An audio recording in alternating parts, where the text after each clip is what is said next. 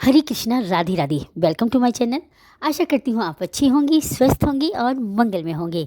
आप सभी को वैशाख शुक्ल पक्ष की मोहिनी एकादशी की ढेर सारी शुभकामनाएं।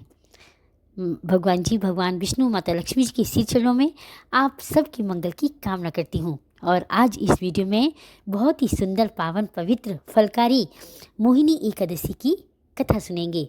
मोहिनी एकादशी व्रत कथा। देखो, जब भी हम व्रत रखते हैं तो हमें कथा अवश्य सुननी चाहिए, और एकादशी का व्रत तो सभी को अवश्य रखना चाहिए। आइए कथा शुरू करते हैं। पहले एक जयकारा लगाते हैं। बोलिए लक्ष्मी नारायण भगवान की जय, मोहिनी एकादशी माता की जय। श्रीमन नारायणी नारायणी नारायण, भजमन नारायणी नारायणी नारायण, श्रीमन नारायणी नारायणी नारायण, भजमन नारायणी नारायणी नारायण। वृंदावन बिहारी लाल की जय। युधिष्ठिर बोले, हे जनार्दन, शुक्ल पक्ष की एकादशी का क्या नाम है, उसका क्या फल है, उसकी विधि क्या है, सो मुझसे कहिए। श्री कृष्ण जी बोले, हे धर्मनंदन, पहले रामचंद्र जी के पूछने पर जिस कथा को वशिष्ठ जी ने कहा, उस कथा को मैं कहता हूँ, आप सुनिए।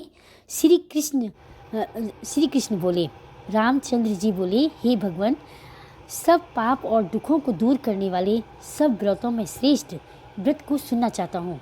हे महामुनि, सीता के वियोग के दुखों को मैं भोग चुका हूँ। इससे भयभीत होकर मैं आपसे पूछता हूँ।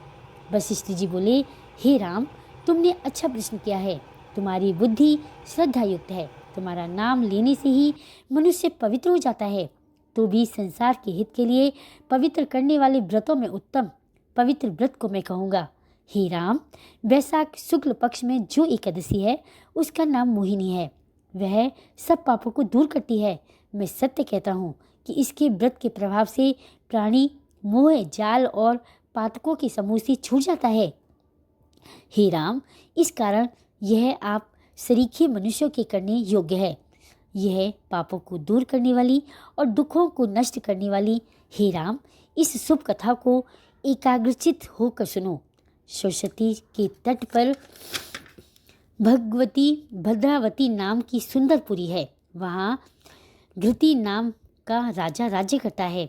वह धैर्यवान, सत्यवादी राजा चंद्रवंश में पैदा हुआ था। वह कर्म में प्रवृत्ति रखने वाला धनपाल के नाम से प्रसिद्ध था। प्याऊ, यज्ञशाला, तालाब, बगीचे आदि को बनवाता था। शांत स्वरूप और भगवान के भक्त उस वैश्य के समान घृतिमान, मेधावी, सुकृति, धृष्ट बुद्धि नाम के 5 पुत्र थे। 5वां धृष्ट बुद्धि वहाँ महापापी था। वैश्याओं से रमण तथा दुष्टों से वार्तालाप में कुशल था। जुआ आदि का उसको आदत थी। पराई स्त्रियों में गमन करता रहता था। देवताओं, अतिथि, वृद्ध, पितर और ब्राह्मणों आदि का पूजन नहीं करता था। वह अन्यायी और दुष्ट था। पिता के धन को नष्ट करता था। अभोग्य वस्तुओं को खाता था। वह पापी सदा मदिरा पीता था। उसके पिता ने उसको वैश्या के गले में बाहें डालकर घूमते हुए देखा तो उसे घर से निकाल दिया, और बांधवों ने भी उसको अलग कर दिया। उसने अपनी शरीर के आभूषण भी नष्ट कर दिए। धन के होने से वैश्याओं ने भी निंदा करके उसको त्याग दिया। श्रीमन नारायणी नारायणी नारायण, भजमन नारायणी नारायणी नारायण, श्रीमन नारायणी नारायणी नारायण, भजमन नारायणी नारायणी नारायण। वस्त्रहीन और भूख से व्याकुल होकर वह चिंता करने लगा कि मैं क्या करूं और कहाँ जाऊं और किस उपाय से प्राण बचे। फिर उसी नगर में वह चोरी करने लगा। राजा के सिपाही उसको पकड़ लेते थे, किंतु पिता के भय से छोड़ देते थे। वह कई बार पकड़ा गया और छोड़ दिया गया। वह दुराचारी, धृष्ट बुद्धि, मजबूत बेड़ियों से बांधा गया।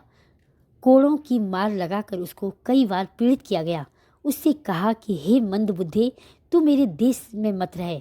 ऐसा कहकर राजा ने उसकी बेड़ी कटवा दी।